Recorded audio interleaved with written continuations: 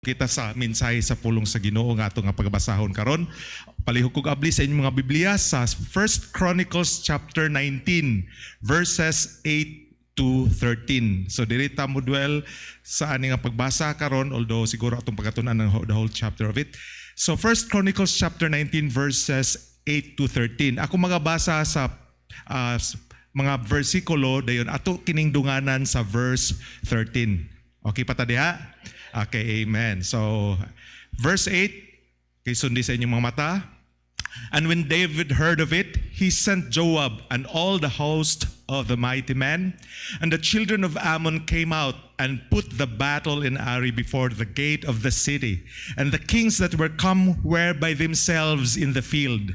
Now when Joab saw that the battle was set against him before and behind, he chose out all the choice of Israel and put them in array against the Syrians. And the rest of the people he delivered unto the hand of Abishai, his brother, and they set themselves in array against the children of Ammon.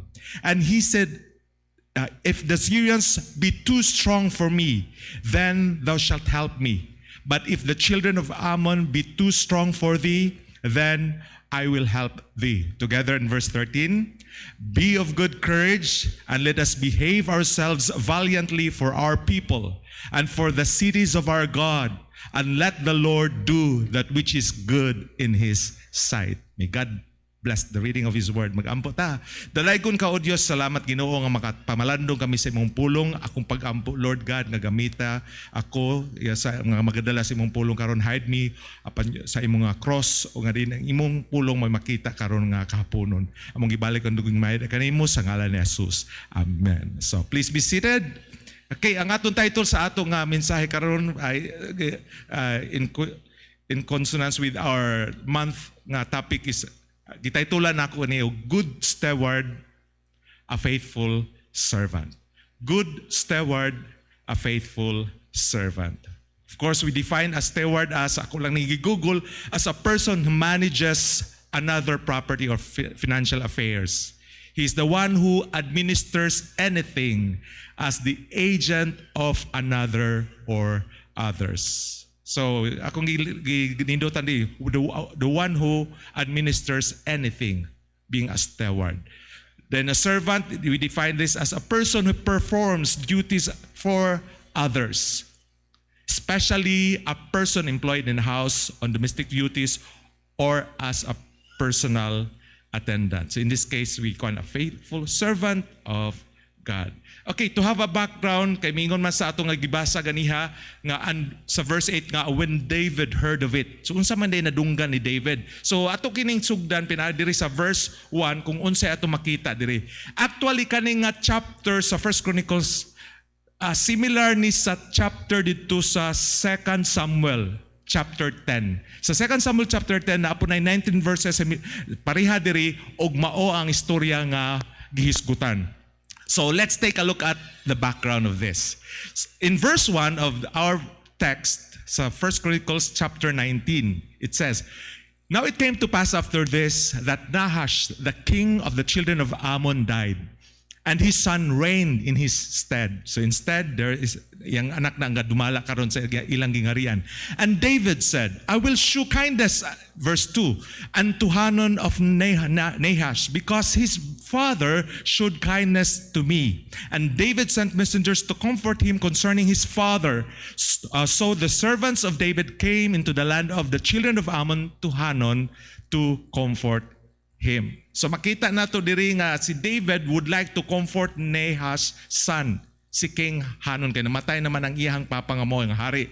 So makita po nato sa 1 Samuel chapter 9, di lang siguro ta mo to verse 1 nga a chapter before ani nga mao nga passage po sa 2 Samuel nga mao kini gibuhat ni David because of his kindness. And I just say verse 1 of 2 Samuel chapter 9, and David said, Is there yet any that is left of the house of Saul, that I may shew him kindness for Jonathan's sake? So mao ni ang hari sa kaning hari si David na siya kindness nga gusto niya ipakita sa mga tao nga gusto niya nga mag-show siya kindness. So that is nahitabo ni sa anak ni Jonathan in the person of Mephibosheth. So Jonathan's son, so he accepted David's offer to be to sit on the king's table nga magakaon uban sa hari. So mao ni ang katong offer nga kindness ni David ngadto sa for the sake of Jonathan ngadto siyang anak nga si Mephibosheth nahitabo ni ug i-accept ni Mephibosheth. But in this case dili sa kang Hanon, wala niya akseptara ang offer nga kindness ni David ngadto kaniya. So kung unsa may ato makita there is a verse 3. So but the princes of the children of Ammon said to Hanon, Murabag, so kabalo na silang manha ang mga servants ni David to show kindness sa nahitabo. Pero kaning iyang ang mga children of Ammon nga katong iyang mga sort of mga the princess, mga advisors niya. So nag-cast doubt sa unsay gihatag nga goodness or kindness unta ni David sa iyaha. Unsay ilang giingon sa verse 3. Thinkest thou that David doth honor thy father? That he hath sent comforters unto thee? Are not his servants come unto thee for to search and to overthrow and to spy out the land? So kasog na so murabag pareha sa yawa ba iba ba? Did God said? Or something like that, no? So without a doubt unsa magibuhat ni Hanon sa verse 4. Wherefore Hanon took David's servant and shaved them and cut off their garments in the midst hard by their buttocks and sent them away. O gipadayon pa na diya sa verse 5. So how David's servant were greatly humiliated. No, so gipakaulawan sila tubangan sa iyang mga tao. So they were greatly ashamed for what Hanon did unto them. Instead, positive ang gusto ni kindness ang ipakita ni David pero opposite, negative ang response or ang iyang reaction ni Hanon because sa mga gisulti sa mga princes of the children of Ammon. So unsa ato makita diha? So sa verse 6 atong padayonon para makita natong background. Verse 6 and 7. And when the children of Ammon saw that they had made themselves odious to David. Unsa man hitabo? So ilang pakaulawan in fact atong sa previous nga verse, ingon na lang in town si David sa iyang mga servant, sige, ato sa mo sa pagpatubo sa mo sa inyong mga sa inyong bigote. Kay makaulaw ang gibuhat para sa ila. So tungod diana so atubangan ni David ang gibuhat sa mga children of Ammon dili maayo. So it was extremely unpleasant. So to David. So Hanon and the children of Ammon hired some servants according sa verse 6 and 7 and others for battle against David. So mauna iyang gipang-hire. So unsa man iyang giingon sa verse 7? So they hired 30 and 2,000 chariots and the king of Maacah and his people who came and pitched before Medeba, and the children of Ammon gathered themselves together from their cities and came to battle. So kabalo sila nga sa di maayo ang effect para kang David, so nangandam na lang sila. So sa ilang buhat, nag-hire sila.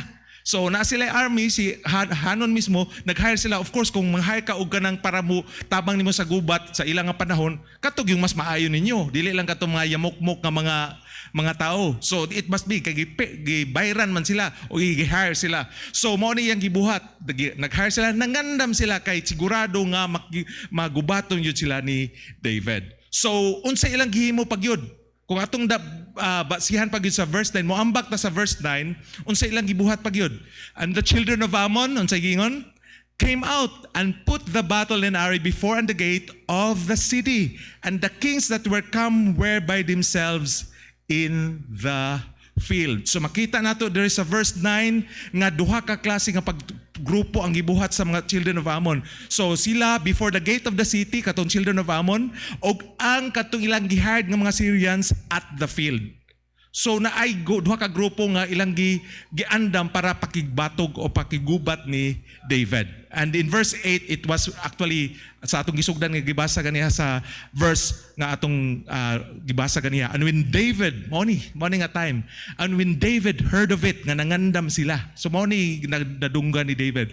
And when David heard of it, he sent Joab and all the host of the mighty men. So unsay gibuhat ni David? So na siya man of war, as a king na magina siya tao. Of course he had won battles upon battles na because of God's sa iyang pagtabang. So he sent, in this case he said Joab and all the host of the mighty men. So na siya man of war. So among the men of war ni David, nagpadala siya a portion of it. Gitawag na to as described, mighty men. Okay, led by Joab himself. Joab. He's one of his mga gisaligan nga mga dako-dako niya. So, unsa ato makita diri nga gibuhat ni Joab? Sa verse 10 sa atong gibasa og 11. Now when Joab saw that the battle was set against him before and behind. So naa diha sa city, naa po diri sa field. So duha ka grupo. So siya gipadala og katong all the host of Israel nga mighty men. So mao toy naa sa iya, gi-entrust niya as steward. Mao toy gihatag sa iya o mao ni imong gamiton para makigubat aning imong mga kaaway. So unsa man, Joab saw the battle was set against before him and behind. He chose out of all the choice of Israel and put them in one array against the Syrians. So pila ka ilahang kontra? Pila ka grupo? Duha. The children of Ammon nga nasa city o ang iyalang gihired nga mga Syrians nga nasa field. Okay, so unsay gibuhat ni Joab? So gimanduan siya. Siya na gikuan, na sa iyang mga kamot ang pakigubat. So among those mighty men, so sa men of war ni David, nagkuha siya mighty men nga gi-entrust ni Joab. Then sa duha sa mighty men, sa giingon, he chose out all the choice of Israel. So sa mga mighty men diri, nagpili pagyud siya. Unsa ang ipili kato mga dili kaayo-mayo? So nagpili siya mga maayo sa mga maayo nga gipadala ni David. So mao ti ang gipili. So mao na nahitabo ang gibuhat ni Joab nga sa iyahan ng kamot ang pakiggubat. So Joab chose those better valiant men to fight against the Syrians, and in verse 11, and the rest of them to his brother Abishai to fight against the children of Ammon. So now, mao ni iyahang gihisgot sa ilang pakigubat. So so shared stewardship nang nahitabo. To ay iya ang uban niyang gihatag kang Abishai. So, ang nahitabo is, in verse 12, and he said, if the Syrians be too strong for me, then thou shalt help me. So, Abishai, kung medyo alanganin mi, tabangin mi ha. Pero ingon po siya, kung kamo po'y alanganin, tabangan po muna ako. Oh, so mo na yung giingon. Then I will help thee. Then in verse 13, which is the last verse that we read together, mo na yung giingon. Be of good courage and let us behave ourselves valiantly for our people and for the cities of our God, and let the Lord do that which is good in His sight. So, nakita nato unsa ilahang attitude, unsa ilahang sa gihatag ni David nga ilang gi-entrust ni David nga mga army, unsay iyahang gitawag nato response or iyahang pagpangandam para pakigubat aning mga kaaway nila. Okay, so makita nato ani nga sa verse 12 and 13 ang positibo nga outlook ni Joab para sa attack ani nga mao nga battle. Then makita nato diri sa verse 14 and 15, padayono nato. So, makita nato sa verse 14, so Joab and the people that were with him draw nigh before the Syrians unto battle, and they fled before him. So, ingon na siya, tabanggi ko ha, kung di ko na ako kaya, pero di mo kaya, tabangan punta ka. So, mo na. So, if you notice, ang kang Joab, mas mga kusganto o mas mga mighty among the mighties ang iyahang na sa iyaha. Pero makigbatok sa mga gihard sa mga children of Ammon nga mga man of war gid pod. So ang nahitabo was unsa? So nadaog as the Syrians fled before Joab, the Ammonites, unsay nakita nato sa verse 15? Makita po nato that the Ammonites saw it. Uy, nagkalagyo naman ang mga Syrians nga itong ipang-hire. Wala mingaw nakigbatog ha? Nakigubat siya. Ato basahon. And when the children of Ammon, verse 15, saw that the Syrians were fled. No, kung saan lang fled. Wala yung ariran to. Wala dagan yun. No, wala mingaw. Wala na. Fled. So when they fled, they likewise fled before Abishai, his brother. Wala na gingon diri nga si Abishai mi attack na magsugod or what. Basta kay mikalhagyo na kay naamay ka grupo nga moatbang pud sa children of Ammon. Nga which is of lesser forces. So kung ato i-analyze kay tuaman ang mas kusgan mas mga mighty men kang Joab. Okay, so mao na nahitabo. So the Ammonites saw it and fled before Abishai. So let's now come into sa ato ang mensahe karon. The good steward, a faithful servant. So unsa may ato makita diri? So na ako'y mga tutulula ka punto nga ako nga gi-outline diri para atong makuha nga mensahe ani nga mao nga passage. Okay, first is know or acknowledge that you are a steward. Kadausa nato mga piniyalan. Okay? Mga piniyalan ang kadausa nato. So naatay mga God-given talent or talents. Ito nang gisulti sa atong pastor, depende kung unsa na imong kaya, unsa ka sa Sunday school nga kung kaya nimo kanira or mas madako imo nga mapinayan kag dako, so depende na. So we have God-given nga mga talents. So unsa man na kung naka as a steward unsa man mas maayo nga tuduhan na lang gyud nato, no? Let us be a good steward. Tama? So mura makuha na to ba nga parehagod anang magkanta, magkanta ka, di man ka, as a good steward, well, may mong pray for, magkanta ka nga, o dako nindot nga tingog, sali ko sa The Voice, sali ko sa America's Got Talent, or Pilipinas Got Talent, no? So, asa man na mga miton, magkanta ka para sa mga tao, o para sa Ginoo? Sa talento or sa talent nga gihatag sa Ginoo sa imuha. Okay, so, kaning talents, nga naa nga gihatag sa ato, pwede nato ma-develop o ma-sharpen as we avail ourselves to be used for God's glory.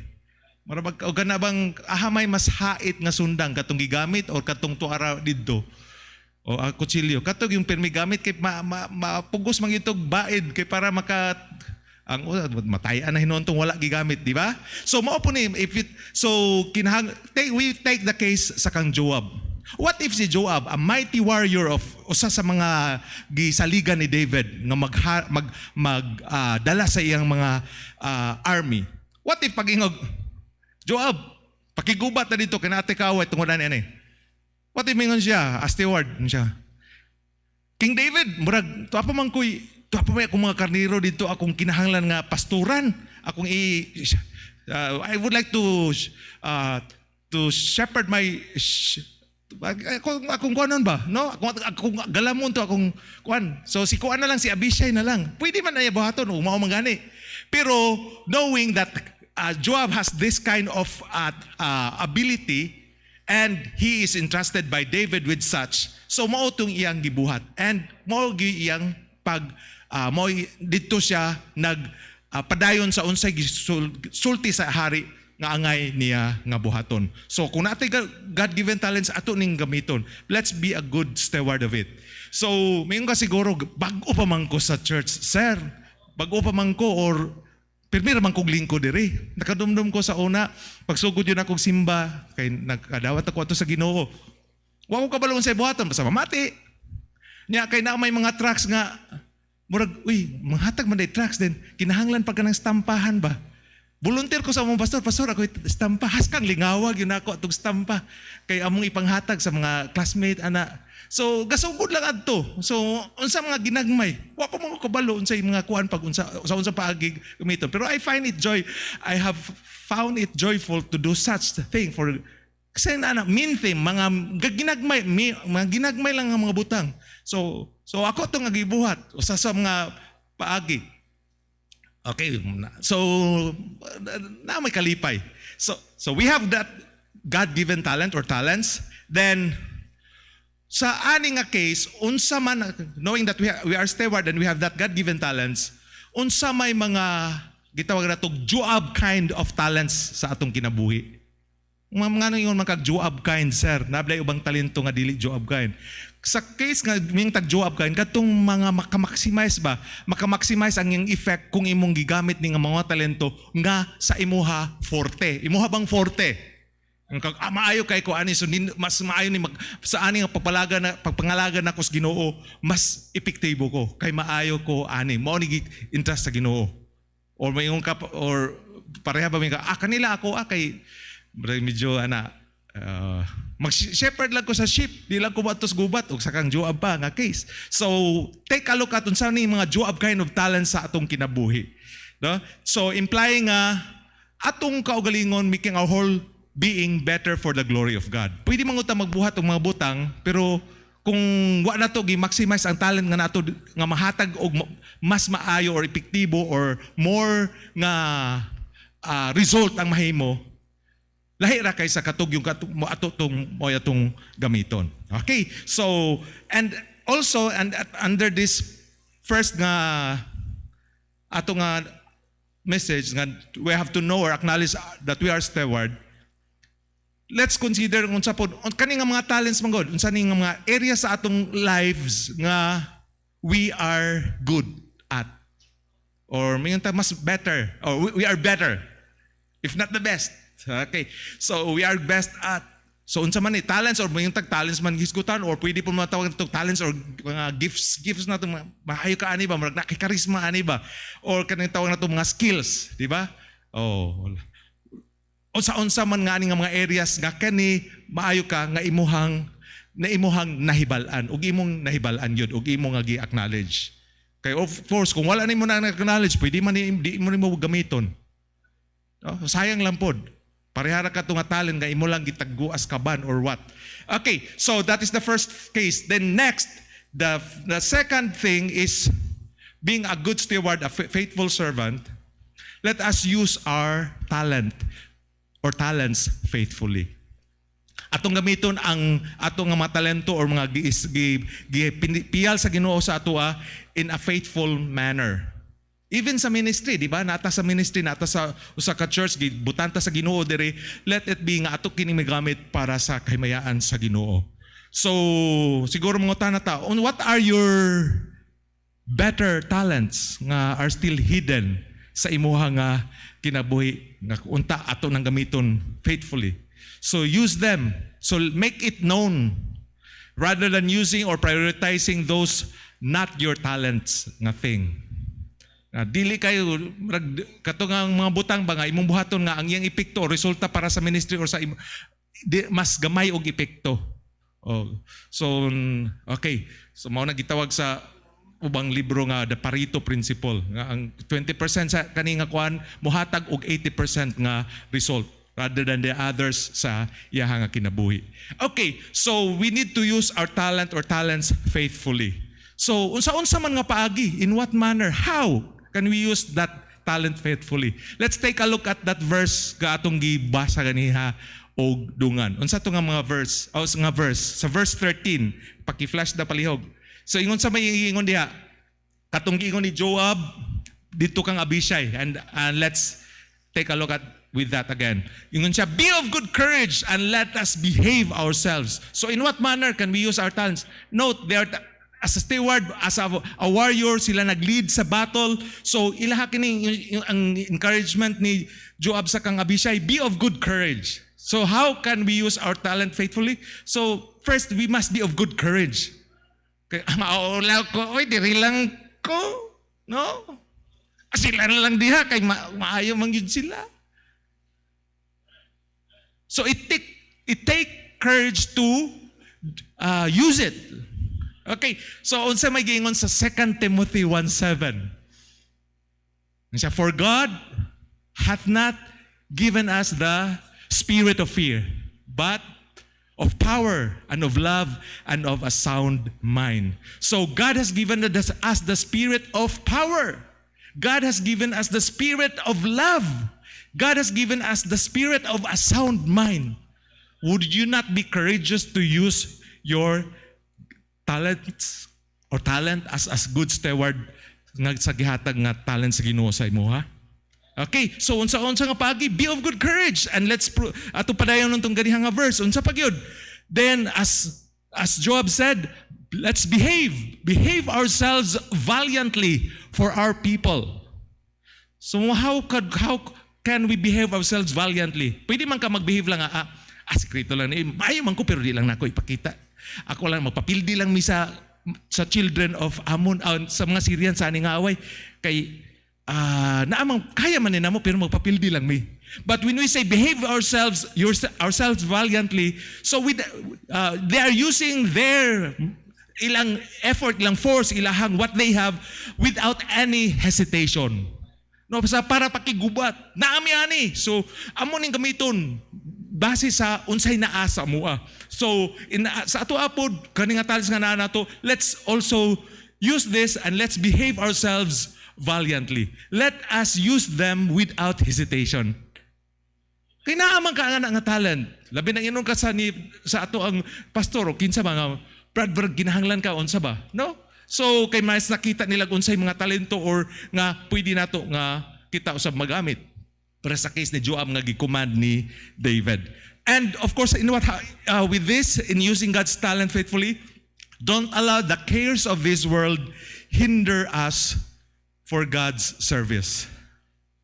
Don't allow the cares of this world, ang mga concerns sa kalibutan nga mo prevent nato sa paggamit para sa Ginoo. So, nganong kinahanglan man po nato nga gamiton yun nga talento nato. Ato ipadayon, ingon siya verse 13, sa last phrase. Ingon siya, be of good courage, let us behave ourselves valiantly. Ingon siya, unsa man? For our people. Ngano man kinahanglan daogo nila ang mga gubat. Kay naa sila mga tao nga ilang gidepindihan, ang mga tao sa Ginoo. And for the cities of our God. So, for our people and for the cities of our God. So nganong gamito nato atong mga talento, ang mga gifts or as a good steward of God para for our people's edification. Para ma-encourage sila sa pagpadayon diha sa Ginoo.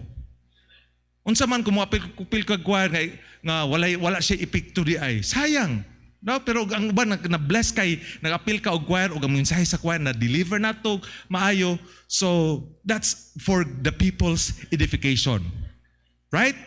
Okay, and for the cities of our God, so meaning for the furtherance of the ministry of the gospel, right? We have a Savior to share to them, to be preached. No?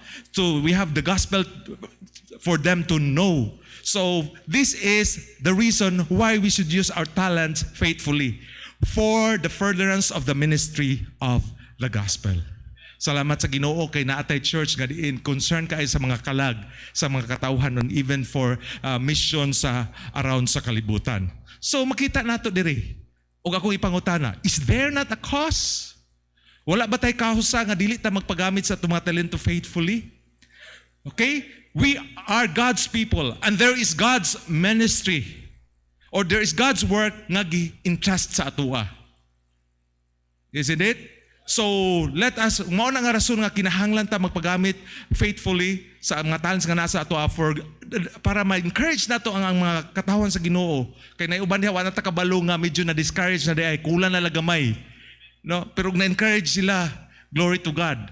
And even for the furtherance of the ministry of the gospel, para mawali pa ang maayo nga babalita o daghan pang mga makabig nga mga kalag para sa Ginoo.